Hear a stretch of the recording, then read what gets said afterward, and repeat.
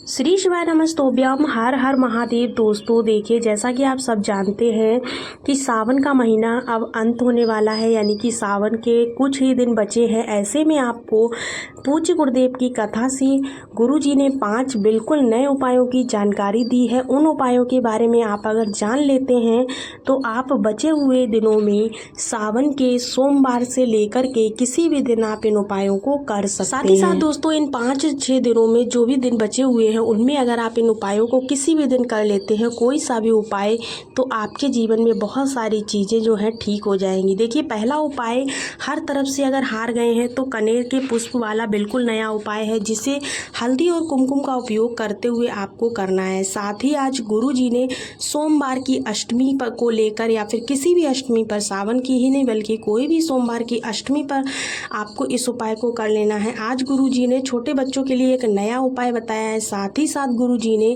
श्रम्भेश्वर महादेव का एक बहुत ही प्यारा सा उपाय बताया है। ये जो उपाय आपको करना है, मात्र श्रम्भेश्वर महादेव का नाम लेते हुए 2 नए उपाय बताए हैं। कब करना है, कैसे करना है, पूरा वीडियो आपको देखना है। वीडियो के माध्यम से आपको सारी जानकारी मिलने वाली है। आपको बता दें कि छत्तीसगढ़ में भिलाई में गुरु जी पंडित प्रदीप मिश्रा जी द्वारा 7 दिवसीय शिव महापुराण कथा, जो कि 30 जुलाई से शुरू हुई है और 5 अगस्त मतलब आज तक चलने वाली थी, जिसे आज दोपहर 1 बजे से 4 बजे तक आस्था यूट्यूब के माध्यम से देखा जा सकता है। आज इस छोटे से वीडियो के माध्यम से आपको सारे उपायों की जानकारी मिलने वाली है। आज की जो पहली विशेष जानकारी है वो है, कथा शुरू होते ही गुरु जी ने आज कहा था कि आज भी कहेंगे, यदि आपने शिव पर 1 लोटा जल चढ़ाया है, अगर आपने भोलेनाथ के मंदिर में जाना शुरू किया है, तो एक दिन निश्चित शिव आपको ढूंढते हुए आपके पास जरूर आएंगे। आपको शिव को ढूंढने की ज़रूरत नहीं है, बल्कि आपको शिव खुद ढूंढ लेंगे।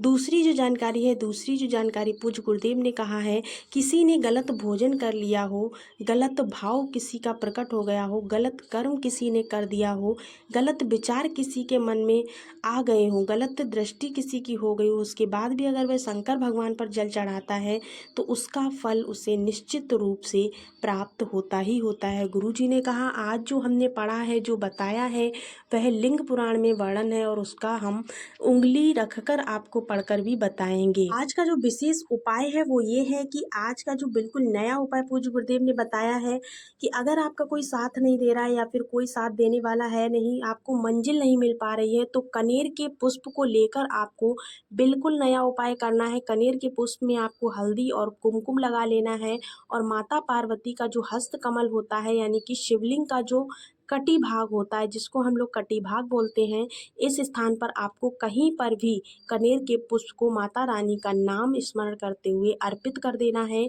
हमने आपको बताया भी है कि आपको जो कनेर का पुष्प है वो माता रानी के हस्त कमल पर ही आपको समर्पित करना, इसीलिए इस स्थान पर आपको कनेर का पुष्प रख देना है, अर्पित कर देना है।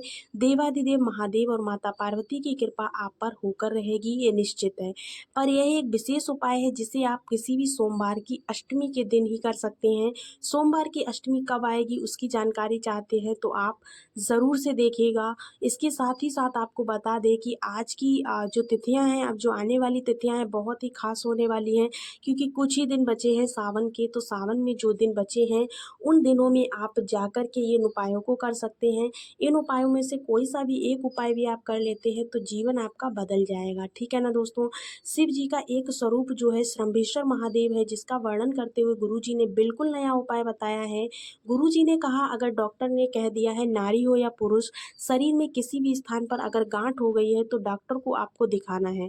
डॉक्टर शिव का ही रूप होते हैं, जो वो ट्रीटमेंट करते हैं वह सभी ट्रीटमेंट आपको लेना है। डॉक्टर की दवाइयाँ भी खानी है, और ऑपरेशन के डॉक्टर ने बोल दिया है तो ऑपरेशन भी कराना है। लेकिन उससे पहले एक बार आपको एक सरल और आसान सा उपाय कर लेना है।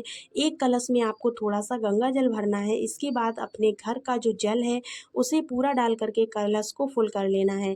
इसके बाद अपने हाथ की हथेली में, सीधे हाथ की हथेली में एक चावल का दाना रखना है, उसी के ऊपर जल का कलश रखना है, और इस कलश का पूरा जल आपको शिवलिंग के ऊपर श्री शिवाय नमस्तोभ्यम बोलते हुए, श्रम्भेश्वर महादेव का नाम लेते हुए अर्पित कर देना है। आप चाहो तो जल अर्पित करने से पहले एक बेलपत्र भी अर्पित करें, या फिर जल अर्पित करने के बाद बेलपत्र अर्पित कर दें, पर बेलपत्र भी आपको साथ में अर्पित करना ही है, क्योंकि इसे आपको प्राप्त करना रहेगा।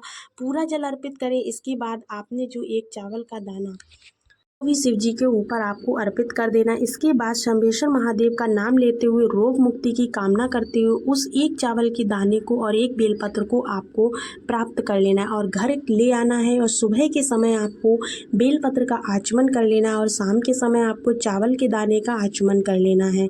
इस प्रकार से आपको यह उपाय करना है और आचमन करते समय भी आपको शंभेश्वर महादेव का नाम स्मरण जरूर से करना है। बस इतना ही करना है। इसके बाद आप डॉक्टर के पास जाएं, डॉक्टर जो कहे वो करें, सभी चीज़ें करें, आपको लाभ ज़रूर से देखने को मिलेगा।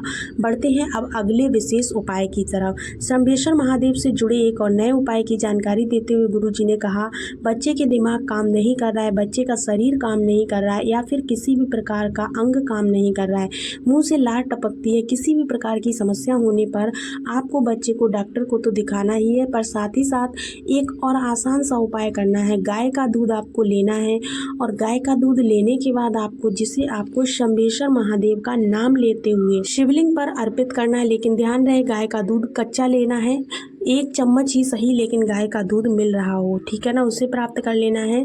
शिवलिंग पे अर्पित करना है। थोड़ा सा प्राप्त करके उसे बच्चे को चटाना है।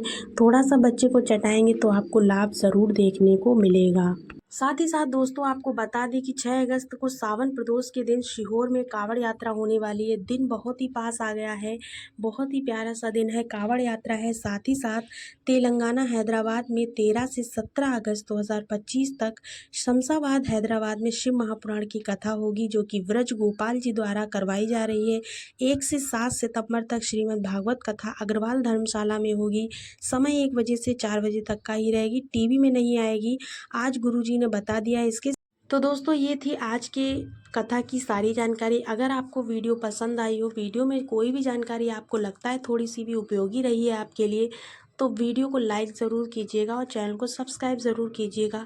देखिए हम आपके लिए इस चैनल पर पूज्य गुरुदेव की कथा से जुड़े हुए सारे उपाय लेकर आते हैं। जो भी उचित जानकारी होती है, जो भी नई जानकारी निकल कर आती है, वो सारी की सारी आपको इस चैनल पर मिल जाएगी। तो चैनल को सब्सक्राइब कर लीजिए। साथ ही साथ आप हमारे फेसबुक पेज और फिर जो इंस्टाग्राम पेज होता है उसको भी फॉलो कर सकते हैं। इसकी जो लिंक है आपको डिस्क्रिप्शन में मिल जाएगी, तो आप वहां पर जाकर उन पेज को भी फॉलो कर सकते हैं। उन पर भी हमारे बहुत सारे नए नए उपाय, नए नए वीडियोस की छोटी छोटी क्लिप्स आपको देखने को मिल जाएंगी। तो उपाय बहुत ही सिंपल और सरल है। सावन के कुछ ही दिन बचे हैं। अगर आपने अभी तक इनमें से किसी भी उपाय को नहीं किया है तो बहुत ही अचूक मौका है, बहुत ही प्यारा सा मौका है। मौका हाथ से बिल्कुल भी जाने मत दीजिएगा। सारे के सारे उपायों को आप ज़रूर से कीजिएगा। एक शिव भक्त होने के कारण आपको सारे उपाय ज़रूर करने चाहिए, क्योंकि जो उपाय यहाँ पर पूज्य गुरुदेव बताते हैं उन उपायों में हमारा कुछ लगता नहीं है, बल्कि बहुत ही सिंपल और साधारण तरीके से हम इन उपायों को कर सकते हैं। तो मैं तो इन उपायों को ज़रूर से करती हूँ। अगर आप भी नए हैं, अभी तक आपने नहीं सुना इन उपायों के बारे में, तो उपायों को एक बार करके देखिएगा, आपको लाभ ज़रूर से होगा। चलिए मिलते हैं अगले वीडियो में नई जानकारी के साथ। तब तक के लिए राधे राधे, श्री शिवाय नमस्तोभ्यम।